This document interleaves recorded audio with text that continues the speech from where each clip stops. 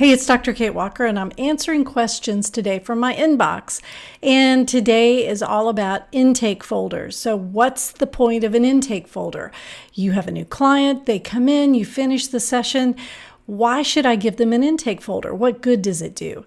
And so that's sort of a conglomeration of 2 or 3 questions I was asked. So let's think about the first thing. Why do it? Well, as a new client, this might be your client's first time in therapy. You can enclose something that explains a little bit about therapy, sort of an FAQ, right?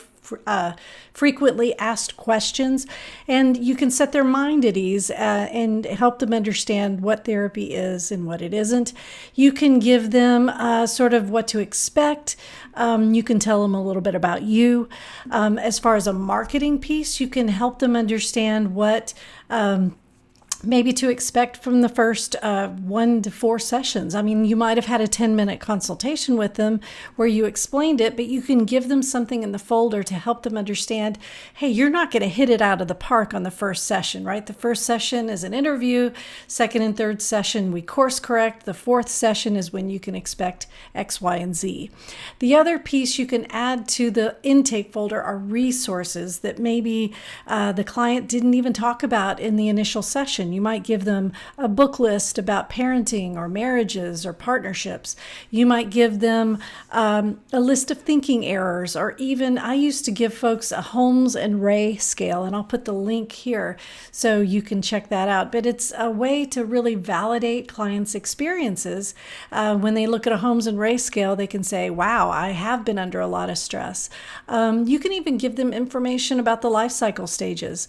So there's so much that you can put in a folder, and I've seen clients bring that folder back. I've seen them keep their journal in there. I've seen folks use it as a way to sort of keep their counseling stuff all in one place.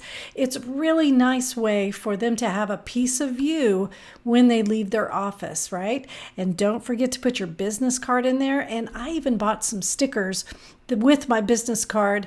So every folder had a sticker with my name and my practice phone number. So it's quick, it's easy. You know, they're looking for, okay, where did I put her number? Oh, there's that big bright orange folder with the sticker, and I can contact Kate right now. So it's all about intake folders. Why have them? What are they good for?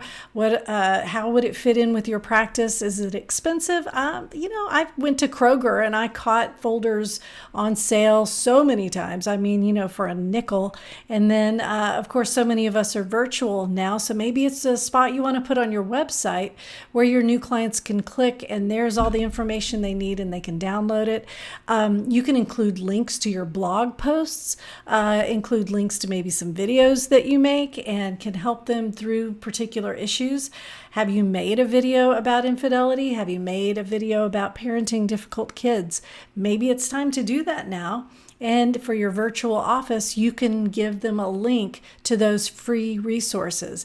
Remember, free resources mean that you can position yourself as an expert in your community, the resource person in your community, and that makes you so easy to refer to because people could say, oh yeah, I know this great person, she has tons of resources, he has tons of resources, click the link, set up a 10-minute consultation, all because you decided to give your brand new clients an intake folder. So think about it, do it. If you have a question for me, post it in the link, or send me an email at kate@katewalkertraining.com. That's kate@katewalkertraining.com. Have a great day.